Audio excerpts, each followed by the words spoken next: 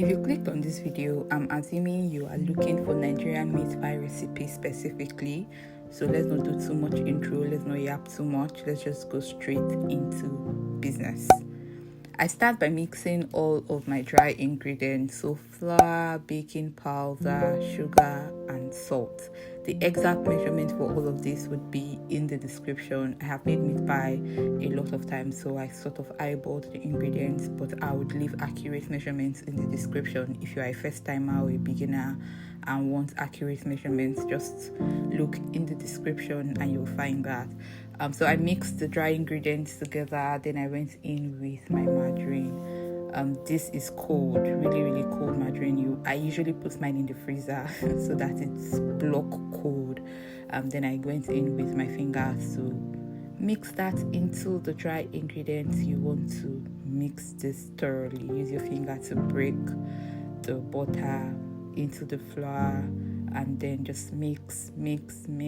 You will know that you are done mixing when it turns into a crumbly texture like this. Then you know that it's perfect to go ahead with the next thing, which is your liquid ingredient. So I just created a small hole in the middle and then added my egg. I used 1 raw egg for this measurement, and I just went back with my fingers to mix this. Mix. You are going to do a lot of mixing. At a point your finger is going to spasm himself, so be careful.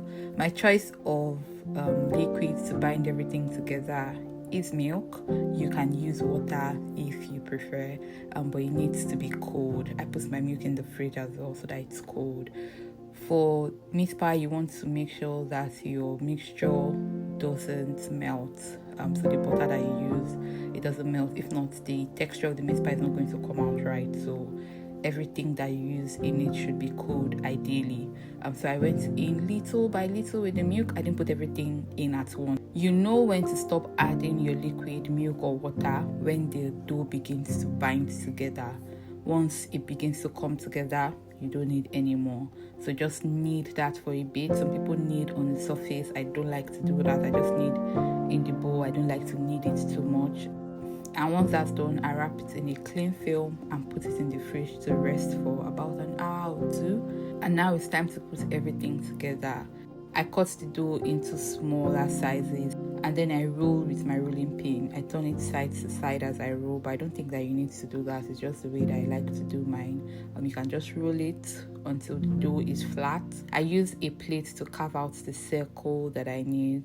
This will determine the size of meat pie that you get. So if you want smaller size, go in with a smaller round shape stuff.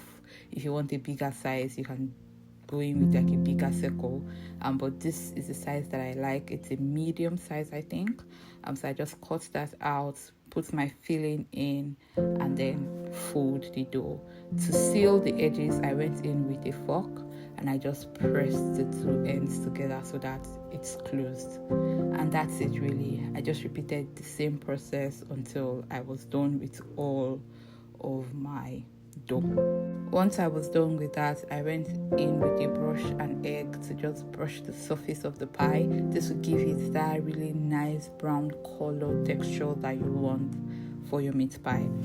And once that's done, pop that in the oven for about 30 to 45 minutes. I usually bake mine between medium and high and then low. My oven does not have a temperature measurement, so I just alternate between temperatures just to be sure that the dough cooks through. And after about 45 minutes, my pie was ready. That's all you need really. Like this video if you enjoyed watching, and subscribe for more recipes.